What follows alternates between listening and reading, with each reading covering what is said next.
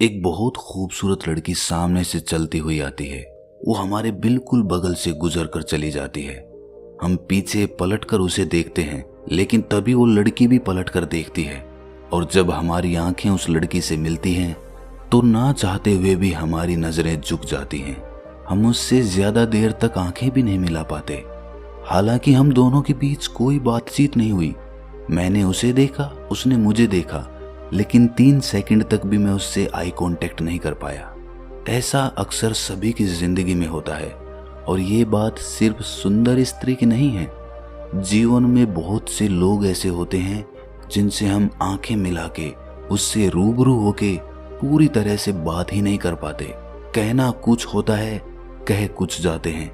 उस वक्त ऐसा लगता है कि हमारा अपने ऊपर कोई नियंत्रण ही नहीं है। और मजे की बात तो ये है कि जिससे हम बात कर रहे होते हैं वो हमारा मित्र, हमारा दोस्त, हमारे माता पिता या कोई अनजान लड़की ही होती है। हमारे कोई दुश्मन नहीं होते, लेकिन फिर भी हम उनसे ज्यादा देर तक आंखें नहीं मिला पाते। अगर ये आपने भी अनुभव किया है तो कमेंट्स में जरूर बताना। आज की जो बोध कहानी मैं आपको सुनाने वाला हूँ उसमें आपको इसका कारण और निवारण दोनों पता चलेंगे कि ऐसा होता क्यों है और ऐसा होने से खुद को कैसे रोकें। इससे पहले कि आप इस कहानी में खो जाएं, इस चैनल को सब्सक्राइब जरूर कर लें। तो चलिए कहानी शुरू करते हैं। वर्षा ऋतु समाप्त होने के 2 हफ्ते बाद एक बहुत ही सुंदर स्त्री बुद्ध से मिलने के लिए आई। वो 2 सफेद घोड़े वाले एक सफेद रथ पर सवार थी और उसके साथ 16 वर्ष की आयु के आसपास का एक युवक भी था। उसकी वेशभूषा तथा चाल ढाल सर्वथा सुरुचिपूर्ण और गरिमापूर्ण थी। उसने आकर एक युवा भिक्षु से अनुरोध किया कि मुझे बुद्ध की कुटिया तक ले चलिए। जब वे कुटिया में पहुंचे तो बुद्ध चलित ध्यान करके लौटे नहीं थे। उस भिक्षु ने उन लोगों को बुद्ध की कुटिया के आगे रखी 2 कुर्सियों पर बैठा दिया। थोड़ी देर बाद बुद्ध भी वहां पर पहुंच गए। उनके साथ उनके 3 शिष्य भी थे। बुद्ध को देखकर वो स्त्री और वो युवक सम्मान पूर्वक उठे और बुद्ध को सादर नमन किया। बुद्ध उन्हें बैठने का अनुरोध करते हुए खुद तीसरी कुर्सी पर बैठ गए। वो समझ गए थे कि वो स्त्री आम्रपाली और वो युवक राजा बिंबिसार और आम्रपाली का पुत्र जीवक है। वहीं पर बुद्ध का एक शिष्य कालूदई भी खड़ा हुआ था। कालूदई ने अपने जीवन में इतनी सुंदर महिला कभी नहीं देखी थी। उसने अभी 1 महीने पहले ही भिक्षु की प्रवज्जा ली थी और उसे समझ नहीं आ रहा था कि किसी भिक्षु को ऐसी परम सुंदरी की ओर देखना भी चाहिए या नहीं। आखिरकार उसने अपनी आंखें नीची कर ली। बाकी शिष्यों की भी यही स्थिति हुई। कालूदई कभी आम्रपाली को देखते तो कभी बुद्ध को देखते।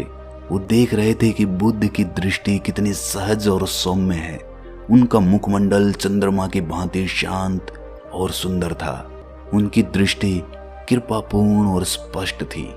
कालूदई को अनुभव हुआ कि बुद्ध की संतुष्टि, सहज और आनंद भावना उनके अपने हृदय में सीधी प्रवेश हो गई थी। दूसरी ओर आम्रपाली भी बुद्ध की आंखों में आंखें डालकर देख रही थी। जिस प्रकार बुद्ध उसे निर्विकार भाव से देख रहे थे, उस दृष्टि से उसे आज तक किसी ने नहीं देखा था।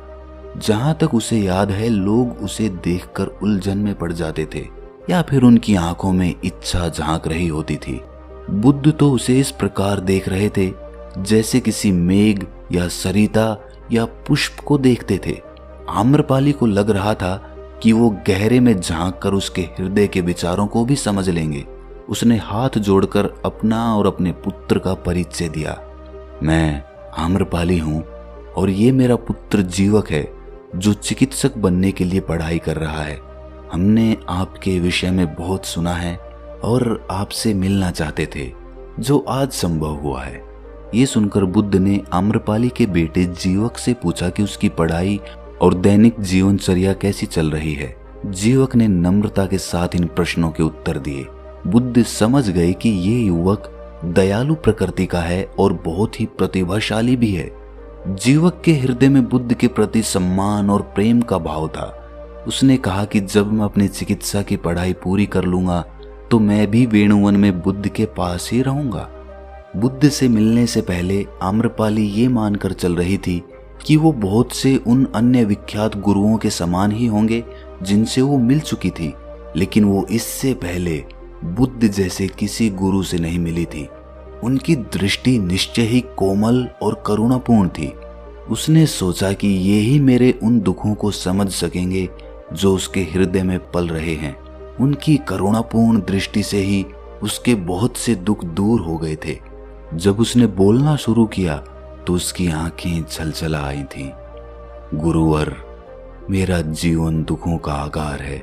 यद्यपि मेरे पास धन संपदा की कोई कमी नहीं है और अभी तक किसी वस्तु की आकांक्षा अतृप्त नहीं रही है, फिर भी आज का दिन मेरे जीवन का सर्वाधिक उल्लास का दिन है। आम्रपाली एक प्रसिद्ध गायिका और नर्तकी थी, लेकिन किसी भी आदमी के कहने भर से अपनी कला का प्रदर्शन नहीं करती थी। यदि किसी के तौर तरीके या व्यवहार उसे अच्छा नहीं लगता था तो वो अपनी कला का प्रदर्शन करने से इनकार कर देती थी, चाहे फिर वो आदमी उसे कितना ही धन देने का प्रस्ताव क्यों ना रखे।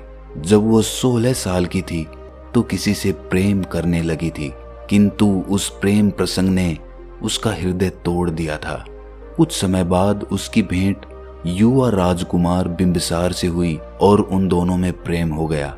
उसी से बिंबिसार के पुत्र जीवक का जन्म हुआ, किंतु राजमहल में कोई भी उसे और उसके पुत्र को स्वीकार करने के लिए तैयार नहीं थे। महल के लोगों ने ये अफवाह उड़ा रखी थी कि वो लड़का अनाथ है जिसे राजकुमार सड़क के कूड़े के ढेर से उठाकर लाए थे। इन आरोपों से आम्रपाली के हृदय को बहुत आघात लगा।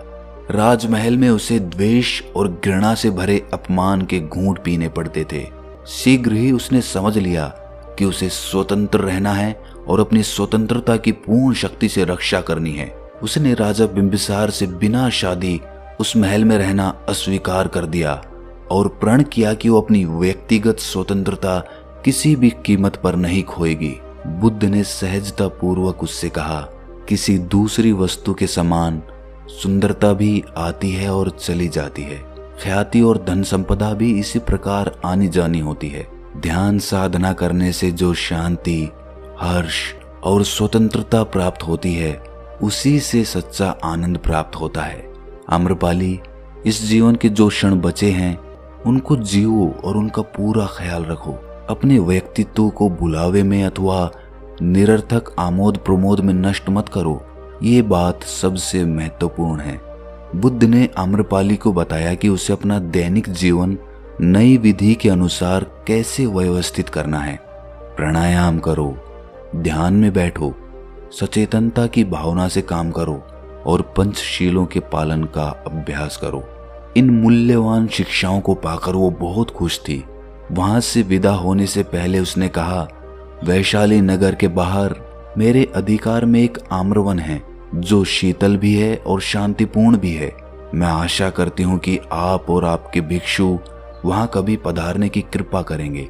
यदि ऐसा हो सका तो ये मेरे और मेरे पुत्र के लिए बहुत ही सम्मान की बात होगी। बुद्ध देव, कृपा मेरे इस निमंत्रण पर विचार कीजिएगा। बुद्ध ने मुस्कुराकर स्वीकृति दे दी। जब आम्रपाली वहां से चली गई तो कालूदई ने बुद्ध के पास बैठने की अनुमति मांगी। बाकी 2 शिष्य भी दूसरी कुर्सियों पर बैठ गए। अन्य अनेक भिक्षु जो बुद्ध की कुटिया के पास से गुजर रहे थे वो भी वहीं पर रुक गए।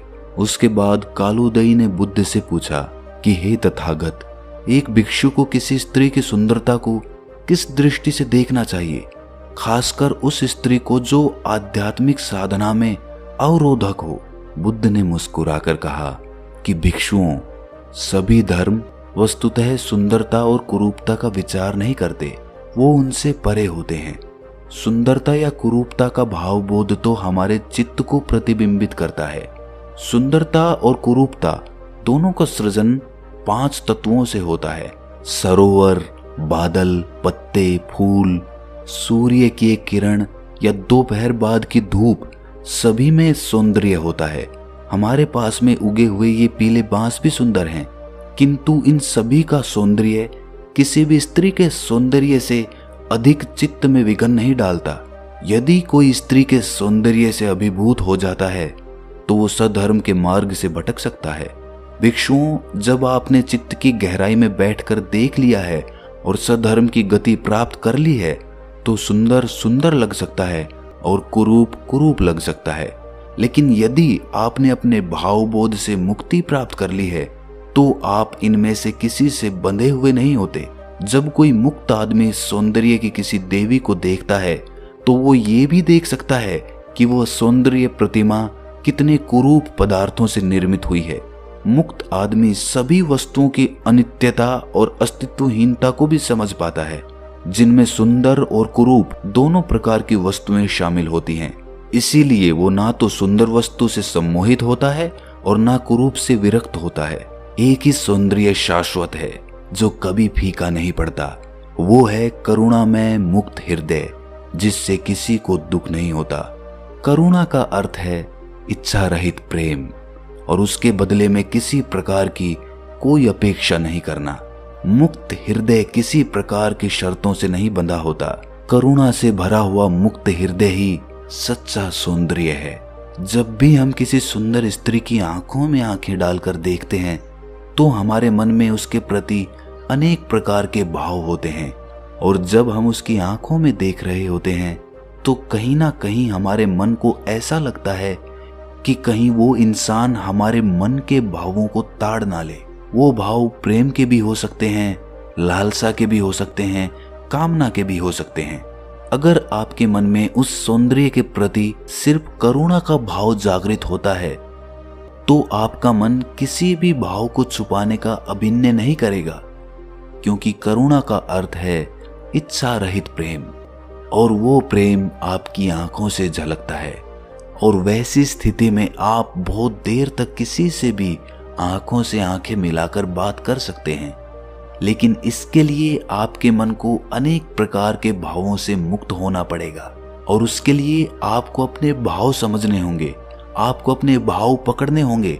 आपको ये पता करना होगा कि जब आप किसी से बात करते हैं तो आपके मन में किस प्रकार के भाव उठते हैं, और ये देखने की दृष्टि देता है ध्यान, जो आपको अपनी अंतर यात्रा पर ले जाता है। इसीलिए जितना गहरा आप ध्यान में डूबेंगे उतने ही खुद के प्रति साक्षी हो जाएंगे, और फिर आप अपने विचारों और भावों को अच्छी तरह से देख पाएंगे। और जैसे जैसे आप अपने भावों को देखने लगेंगे वैसे वैसे वो भाव विलीन हो जाएंगे, और आखिर में आपके हृदय में बस करुणा बचेगी।